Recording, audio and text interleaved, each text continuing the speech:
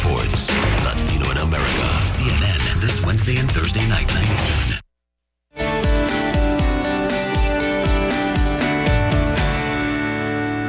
All right, so according to a new government report, the housing collapse is making it harder for blacks and Hispanics to get any type of mortgage, including refinancing. Now, last year, look at this, blacks were twice as likely to get denied a home loan as whites. The denial rate shows blacks at 36%, Hispanics 31%, Asians 18%, while whites are at 13%.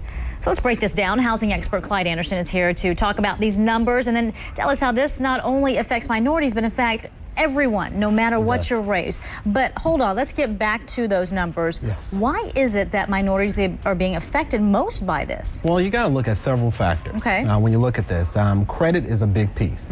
You know, I was having this conversation the other day. It's really not a race thing so much as it is a credit education piece and a money piece. Okay. So you got to look at those. All right. African Americans and Hispanics having trouble getting mortgages. Yes. Is it solely, though, a credit issue, or are we seeing a situation where it's making it very difficult for them to qualify? Well, I think that's a big piece. The credit is a big piece because when you're qualifying for a home loan, the credit plays a huge part. Right, you know, no I doubt. tell people it's like a table, you know, and credit is a big piece, one of those legs on the table. If that leg is missing, it's hard for the table to stand.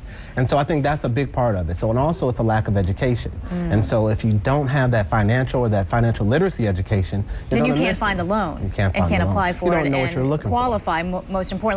All right, but wasn't there something in the stimulus package that was supposed to help remedy these situations? Yeah, well, they've got the Making Home Affordable program, and we've talked about that. It definitely helps people when they're looking to refinance and things like that, depending on your situation and where you are. But if you've got terrible credit, meaning where you've got lates on the mortgage for 12 months, you've got collections, it's going to make it really hard for anybody to help you as far as a lender because they're going to look at you as a risk. Right. You know, seeing so many people lose their homes, is there a situation that you think we could see additional lawsuits pop up because of all of this? Well, yeah, I think definitely.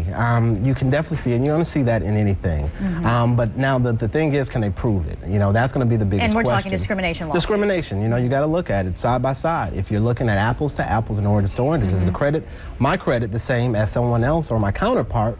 And did I get denied, you know, because of my race and not because I had lower credit scores compared to them? All right, so, okay, we've been talking about minorities, and you say a lot of it has to do with their own personal credit situation. Right. How does this affect everybody?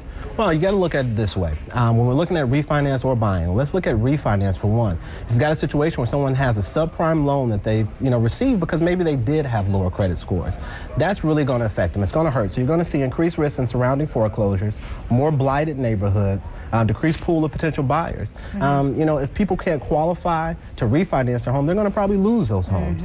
And then you're going to have more blighted neighborhoods, more inventory sitting on the market. That's going to hurt the market in the end. All right, so what is your advice, the most important piece of advice for people who want a mortgage but have found it very difficult to get one?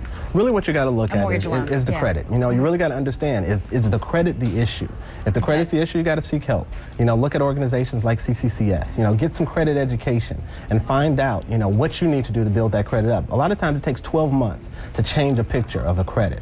So if you've got bad credit now, doesn't mean in 12 months you have to have bad credit then. So look at leases and other things like that to get you over the hump until you're ready to actually purchase. Gotcha. Clyde Anderson, as always, we appreciate it. My pleasure, Betty. TJ? All right, guys. Well, time now to turn over to